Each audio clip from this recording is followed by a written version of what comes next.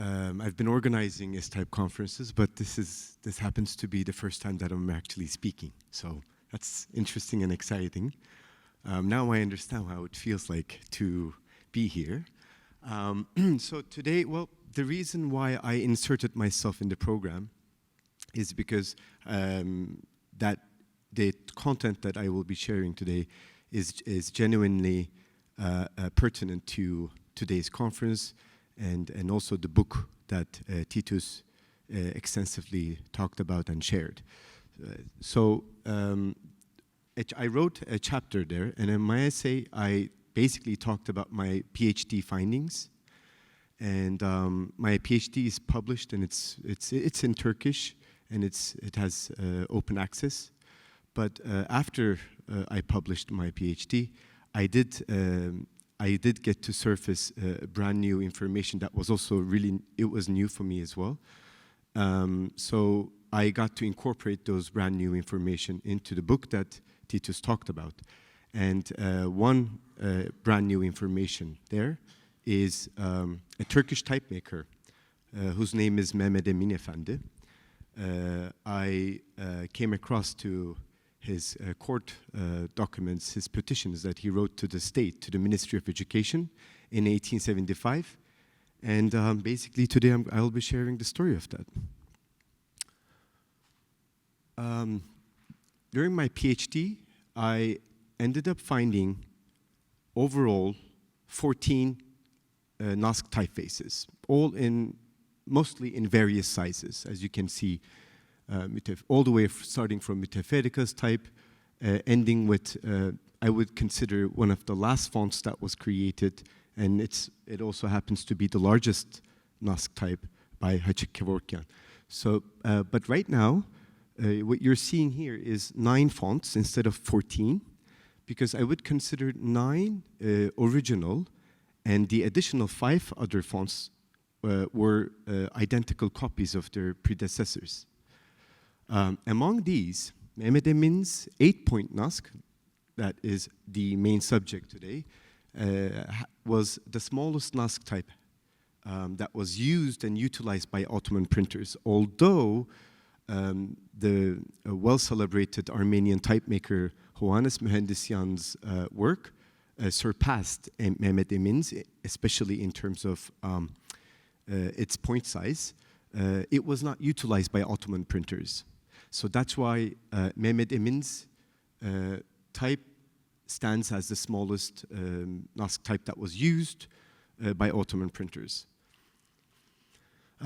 This is one of the main findings of my PhD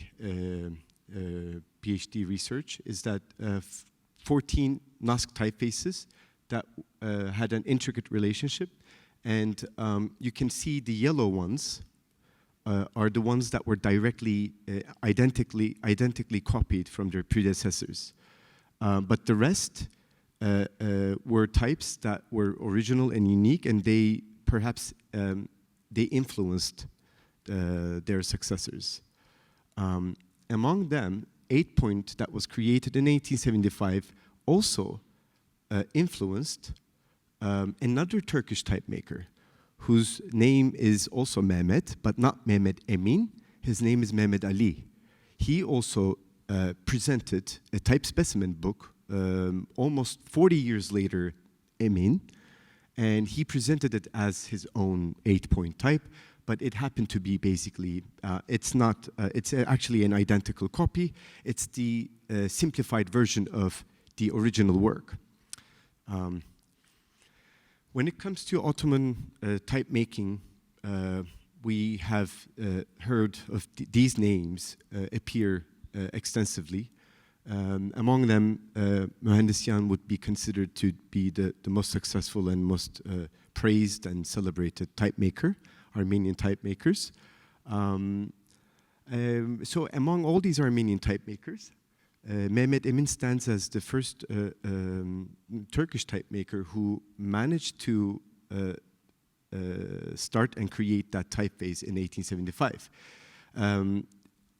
The reason why I showed these Armenian type makers is because also Hachik Kevorkian, who is mentioned in this well-known book called Diputar, which celebrates 400 years of Armenian printing and Armenian type making and printing.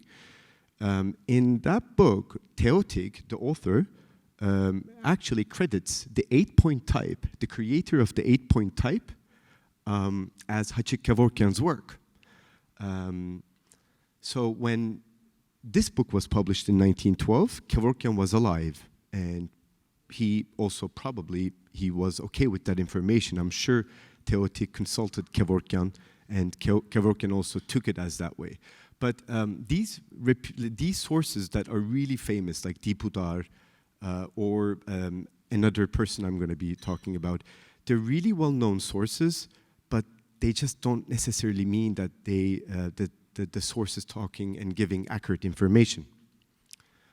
Here, if you take a look at these certain forms, especially the idiosyncratic form of isolated nun, you can easily spot which typeface I'm talking about, today at least. Besides Teotik Lapchinjian, there's Ahmet Rasim, who's another very well-known journalist, publisher, journalist, author, who was quite interested in also the printing, the details of printing and type making, and he was also friends with Hachik Kevorkian. Ahmet Rasim also published 2 newspaper articles, one on the top in 1922. This news journal, I would consider this the first collected piece of work that studies Ottoman type making or typography. It talks about typefaces that were created in the Ottoman Empire. And it also credits the names of these type makers, who created which font. Here, you can see Saatçi, he references as the creator of the 8-point type in the name Saatçi Hafız Efendi. And it follows as namında bir sanatkarımızın hak ettiği 8 puntoluk hurufat ile. So basically he gives credit to this person called Saatçi Hafız Efendi. Now we haven't, I don't know now who Saatçi Hafız Efendi was. I looked everywhere I could, but I couldn't find. And it's a very particular nickname. It's the nickname of a clock maker. So these particular professions, people were associated with their family's profession or anything what they were doing. So Saatçi, probably he was Hafiz, so we know that he is a Muslim. But all we can guess is that he was a Muslim, and maybe his family, and comes from a family of clockmakers. Again, Ahmet Rasim's other article that is really important and pertinent to this talk today is that he, in 2 years later, he mentions the 8-point type as, and he doesn't mention Saatçi, he just says Hafız Efendi. And merhumun, he mentions, meaning we know that in 1924, whoever this person is had passed away. So again, Hafız Efendi, we don't know who's, like, there are literally thousands of Hafız back then in the same city. So this is the first Ottoman court document that I was able to come across and study. And basically, this is a petition that was written by a person named İmamecizade Mehmed Emin Efendi. So this person, İmamecizade Emin, Tüccar-ı Hayriye. So we're going to talk about these titles later. But let's take a quick look at this, which explicitly talks about the creation of the 8-point type. In order to contribute to the efforts of our nation's progress and leave a modest legacy within the field of skill and talent, your humble servant has created this 8-point typeface, hurufat-ı sagire, which means small letters, with and without hareket. Although this typeface has long been needed within the realm of printing, it has not been realized until this work. For the past 5 to 6 years, I have spent a lot of time and effort creating this typeface and ended up selling and draining all of my assets. resulting in debt problems.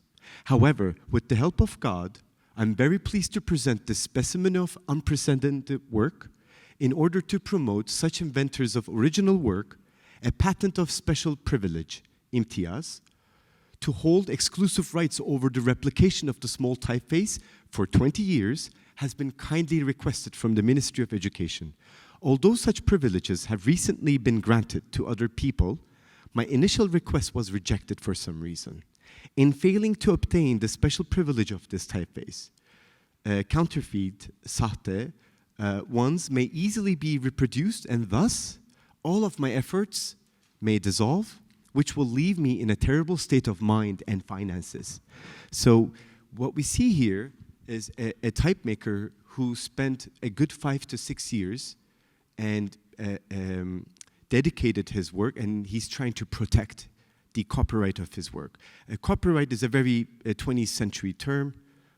Back then, they didn't have that notion, but they did have the imtiyaz notion, which is to have the right to recast and recreate the typeface by only and limiting that to only to the type maker. Now, the person he mentions here, who received that copyright, although this was given to other people, mine was rejected, he mentions.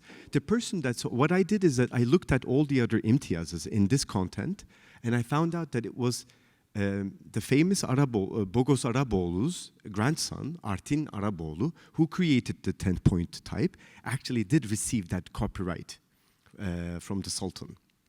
And now Imamecizade Mehmed Emin is asking that. So this is his stamp, which was a nicely calligraphic stamp with the Nastaliq style, which reads as Mehmed Emin. So let's quickly take a look at Imamecizade and what Tüccar Hayriye means. Imamecizade could mean actually also imam, the person who is an imam in the mosque, but also it can mean the person who creates amber mouthpieces for shisha, those hookah mouthpieces.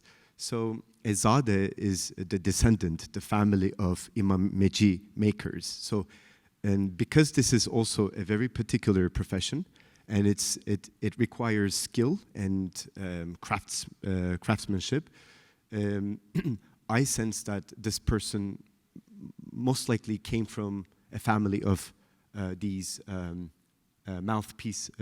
pipe mouthpiece makers. Tüccar Hayriye is an official title that was specifically given to Muslim merchants in the 19th century, Ottoman Empire. This title aimed to give the same privileges to Muslims that had earlier been given to empire's non-Muslim subjects for international trading. So now this also indicates that Mehmed Emin had the license to do international trading. So the Ministry of Education responded to Mehmed Emin's request positively, as the aforementioned Mehmed Emin Efendi and Karaağaçlı Mustafa Asım Efendi. Now, who is this guy? We're going to take a look at that and perhaps speculate a bit. Who cut and cast this font have requested it to be protected from other reproductions through photography, galvanization, and other methods. Since the acknowledgement of such inventions will be a source of enthusiasm and zeal for the talented people of the empire, the requested copyrights will be granted by the Ferman of the Sultan. Similar to the copyright privileges previously assigned to Araboğlu Artin, these two gentlemen may also be granted exclusive rights over the reproduction and casting of their typeface, which is smaller than Artin's typeface. This is interesting because that's how they also hold that right, because we made it even smaller. Although the forms are quite different, the state was distinguishing them as their size. So that person, Karaağaçlı Mustafa Asım Efendi, ended up responding because the state asked Mehmed Emin, why did you drop his name when you first mentioned him as the co-creator And then in your second petition, why did you drop his name? And then Mustafa Asım responded himself directly to the state as, we had previously submitted a joint copyright application via the associated type company owned by Mehmed Emin Efendi and myself to request exclusive rights over the reproduction of the 8-point typeface. Since we have dissolved the company, I no longer own half of the company and its assets. Therefore, with my full consent, I have given all rights of the 8-point typeface to Emin Bey. So we understand that he was removed from holding the rights, and now we are facing Emin as the person who owns the typeface. So let's take a look at, before Mehmed Emin's 8-point typeface, at that time, there were 3 typefaces that were used. So we have Bogos Arabian's 16-point that was created in 1798 and used extensively in the Mühendishane Üsküdar printing presses and also in various other local print shops. Mühendisyan's 24-point Naskh type in 1867, and Harutyun Arabian's, the one that I mentioned to you, the one that I just talked about, his 10-point Naskh typeface, which was created, as you can see, just a year before Mehmed Emin. So this indicates that right around 1870s, the market for creating much smaller typefaces rose. And then we have Emin's. And I also am not mentioning Karaağaçlı Mustafa Asım Efendi as the creator. It's, again, this is slightly my speculation here, but I will also talk about that in a minute. So after the creation and after holding the imtiyaz, the copyright, Mehmed Emin printed this book, Hilye-i Hakani, in 1875. So this book, basically, it stands as the type specimen work for Mehmed Emin. It's the specimen, or it's the book, the first typographic application of the typeface that shows the performance of the type and displays the type to other printers and readers. This is the intro of the book, and as today Orlin Bey mentioned, and he talked about the sarlevhas and the introductory pieces, ornaments. Mehmed Emin also printed this that way. But this book, Hilye-i Hakani, was used again in about 30 years before Mehmed Emin's work in Mühendisyan's famous talik typeface in 24-point. When he printed it, when he created it, he also used that same book as the specimen book to showcase the new work. So I thought that was an interesting coincidence. Of course, the book also sells well. It's a bestseller, so you might as well use that content to showcase your new typeface. The typeface in this book was set also with and without harakat, and you can see here the part where the harakat is actually used. And at the end of the book, there is a place called ketebe, or I would say perhaps a colophon. In the colophon area, he very specifically says, "I'm very pleased to inform you of my achievement in having smoothly written and produced this tiny Naskh type with and without harakat." So he's very pleased to inform his achievement. Okay, so he's again not mentioning Karaağaçlı Mustafa Asım Efendi. Keep that in mind. The omission of Asım now we can talk about and we can speculate. Could be because he was a financial contributor. Because if he had played a role in the creation in terms of the artistic creation of the work, my guess is that he would have been mentioned. But we had also seen in Müteferrika's printing enterprise, he also collaborated with Said Efendi, and Said Efendi was basically the financial contributor of the Müteferrika's endeavor. So this is my guess, is that Mustafa Asım did not play a role in the creation part, because it continues at the end of the book, in the colophon area. These letters of type were created and used for the first time within the foundry and the printing press built by Mehmed Emin. So a foundry and printing press. So it's probably a very small printing press. It's a very small print shop, because I literally couldn't find any other book that was printed from that press. So this is basically the only book I was able to find. So which indicates it must have been a very, I don't want to call amateurish, but when we talk about the typographic quality too, there is that also naiveness and that amateurish quality in typesetting especially. So it does suggest that it was a very small little printing press. And then he ends the whole place, the whole book, printed at İmamecizade Mehmed Emin's residence on Köroğlu Street, number 1, located around the Çarşamba marketplace near Fethiye Mosque on the 25th day of Ramadan in 1292, which stands as 25 October 1875. I was able to track down the street where his work, where that book was printed. And if you go to Balat, and the mosque still remains, and if you zoom in, and actually formerly a church, the mosque, and the street where İmamecizade's place, as mentioned, right around the mosque, is Köroğlu Street, and it's still Köroğlu Street. So if you want to have a nice walk in the afternoon, you can go there.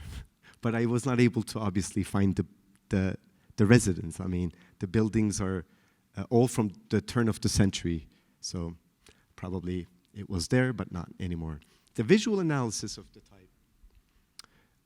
I would like to, now again, this is from the same publication that I mentioned, just talked about, which is Hilye-i Hakani, and you can easily see and notice the incredibly generously spaced external spacing and internal letter spacing, internal word spacing and external word spacing is quite generously set here.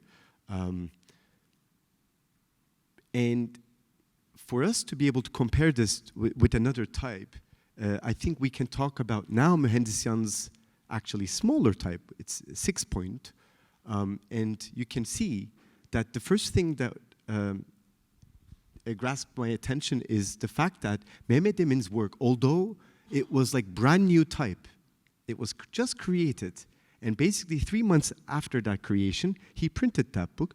You can see the stroke modulation is, it's not sharply identified, and it lacks that stroke modulation that we see on Mühendisyan's work, which is very sharp, and hence it shows the calligraphic quality, the calligraphic model better. And if you compare the two types, Mühendisyan's is about, it's 290, it's a tad smaller, but what Emin managed to do is that although the type is larger in appearance, he managed to fit it almost in the same size where Mühendisyan fit his 6-point. And you can compare the two types and easily see the lacking stroke modulation and smeared ink and Mühendisyan's more defined type.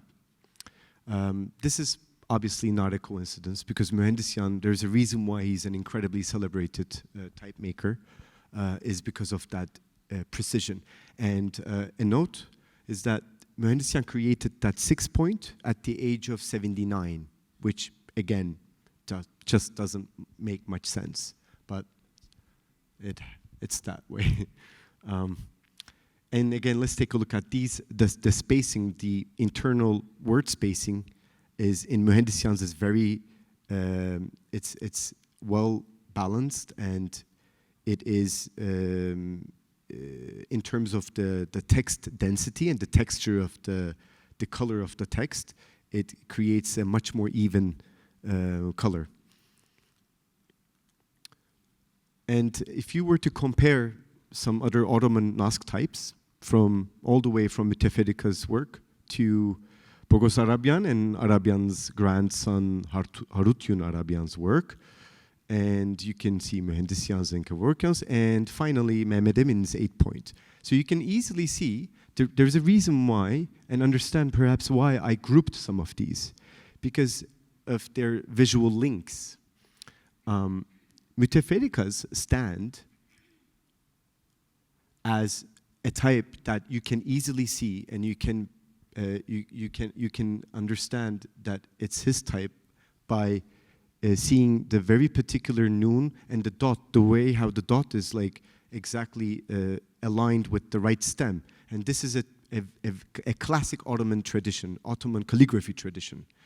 You would see the dot in the Naskh style, you would see the dot always set. If not always, I would say predominantly it's like that. Bogos Arabian's work is linked to his grandson basically copied Arabian's, his grandfather's work, and made it smaller, from 16 to 10 point.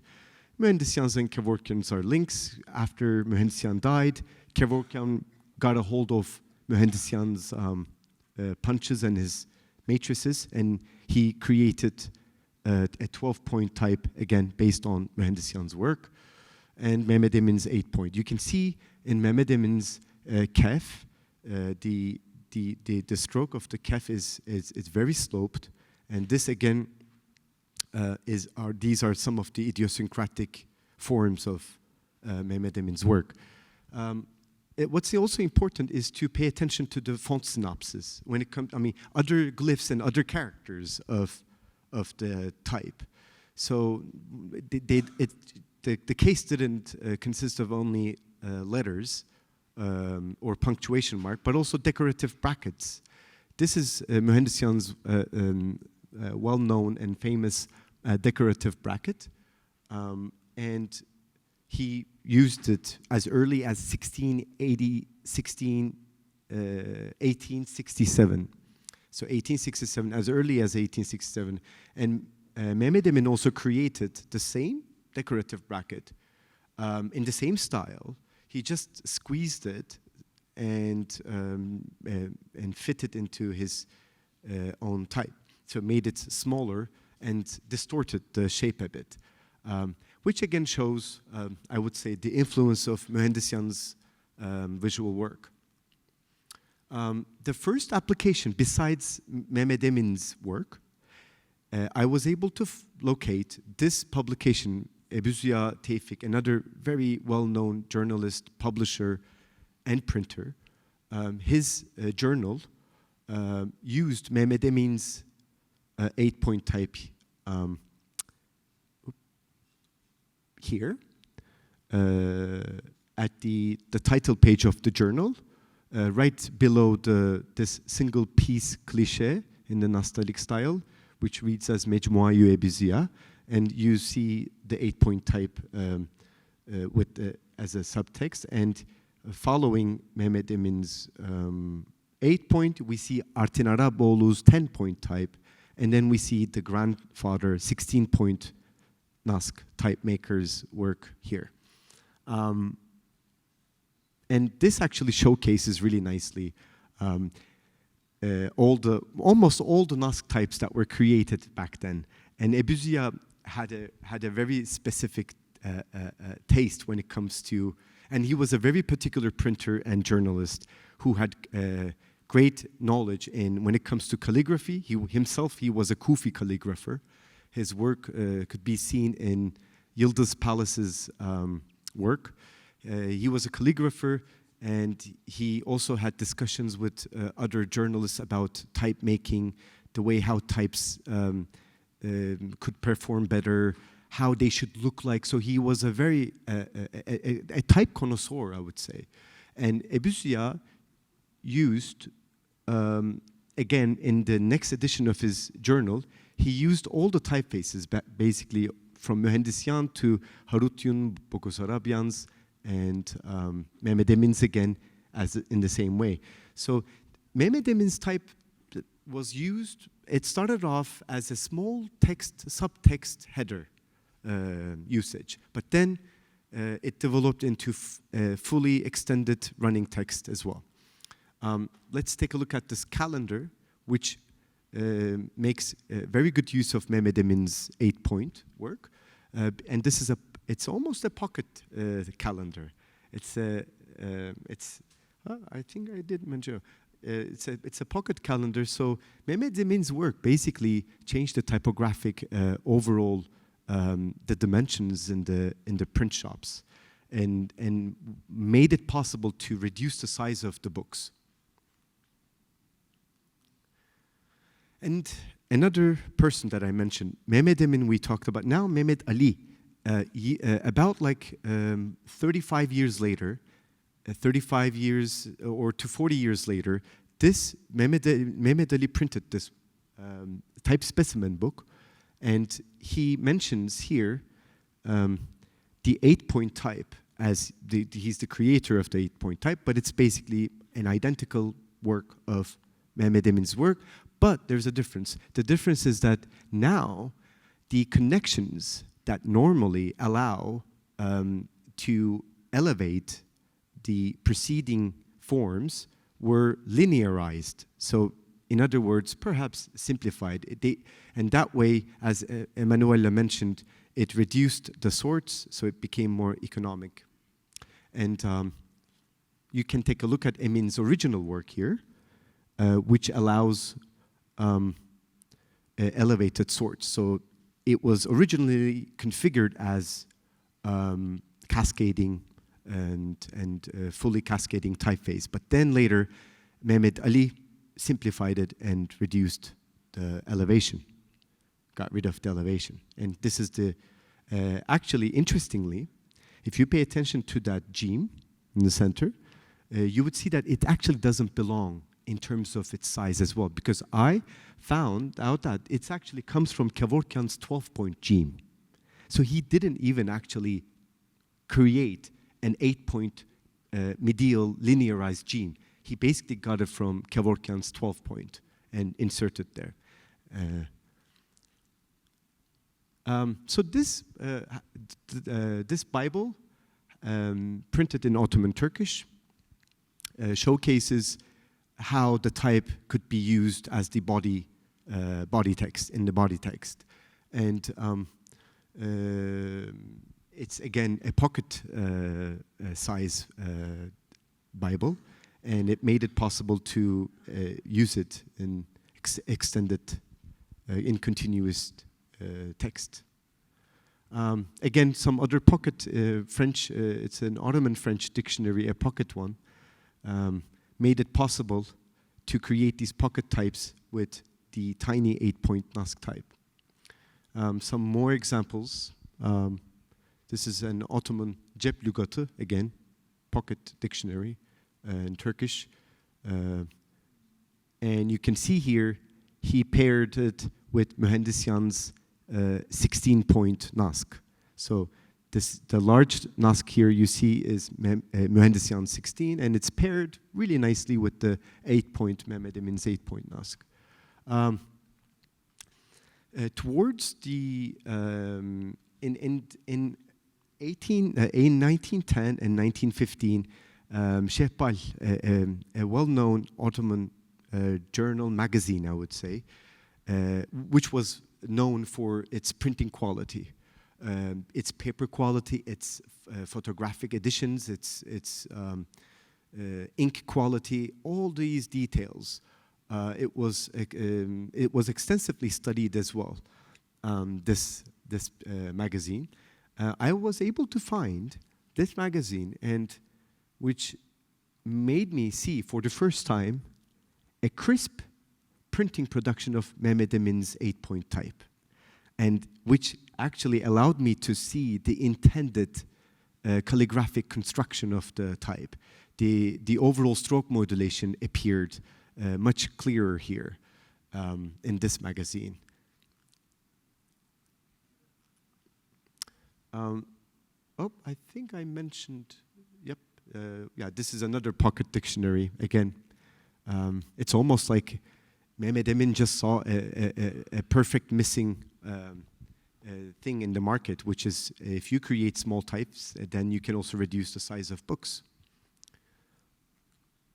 And Ceridi Adliye, this is a well-known courthouse journal, and the journal printed its covers with the 8-point type, and that way, now this is a more graphic attitude here, the use of this type here on the journal here. They could have easily used a 12-point, and they could have easily set this with a 12-point or even 16-point Naskh type with any other Ottoman Naskh types, but they chose, I mean, they used this 8-point, which again, it amplified that contrast and created a more dramatic compositional effects because of the contrast.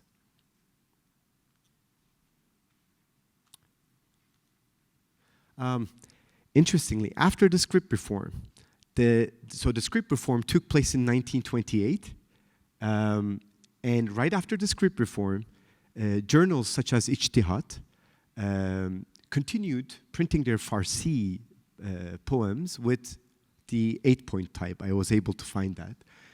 But more interestingly, years later, almost like 75 years later, this book, which was printed in Ankara in 1956, again made use of Mehmed Emin's 8-point, but the linearized version, the one that I talked about, that was done by Mehmed Ali. At least it was presented that it was done by him. So this is the last time that I was able to locate that the use of this type, which indicates that the type was still available in some print shops, either in Ankara or in Istanbul. It was still available. And so I would like to conclude with a few notes. We can comfortably say Imam Ecizade Mehmed Emin stands as the creator of the 8-point Naskh typeface. Ahmet Rasim Saatçi Hafız Efendi reference remains unsolved. I cannot assume that Saatçi Hafız Efendi is also Imam Ecizade Mehmed Emin. There could be something missing that we don't know. That puzzle still remains unsolved. Aside from Mühendisyan's unexploited 6-point Naskh, Emin's 8-point font remained the smallest Naskh typeface among Ottoman Arabic typefaces and was mostly used to set captions, subtitles, and text in pocket dictionaries. This earned the 8-point type a crucial role in page layout design in the late Ottoman Empire and early Turkish Republic. Finally, lastly, I would like to conclude with, as the only type that was drawn and cut by the same person, as is indicated in the colophon. Mehmed Emin specifically says it was drawn and cut by himself. The 8-point Naskh held a unique position among all Ottoman typefaces because previously all the well-known and celebrated Armenian type makers, they had access to excellent calligraphic models and patterns. And in fact, like celebrated calligraphers such as Kazaskai Mustafa İzzet Efendi, Deli Osman, Hafız Seyit Osman, another calligrapher. Bogos Arabyan's type was based on Hafız Seyit Osman's work. So Mehmed Emin, he was also the calligrapher. So this also makes us this also makes me think. It reminds me of the contemporary notion of type design today. To not only be the technical person to draw, technical person to construct the glyphs, but also to be the person to sketch and really create the visual configuration of the type. So that's why it holds a unique position.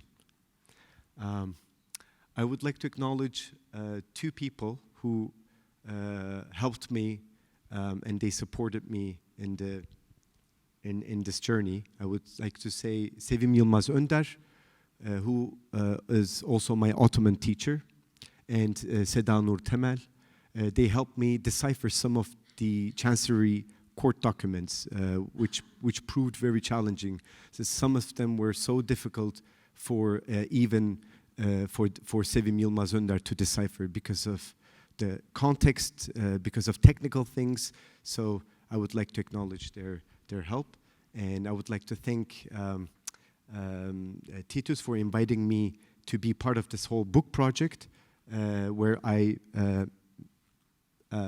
published this as a chapter, but the same work is published in Turkish recently. It was published in Sanat Tarihi Yıllı, and it's open access. The article is open access. You may go ahead and take a look at that. If, it's only in Turkish. It has an extended abstract in English, but in English we have it in the book, the aforementioned book. So, thank you for your attention.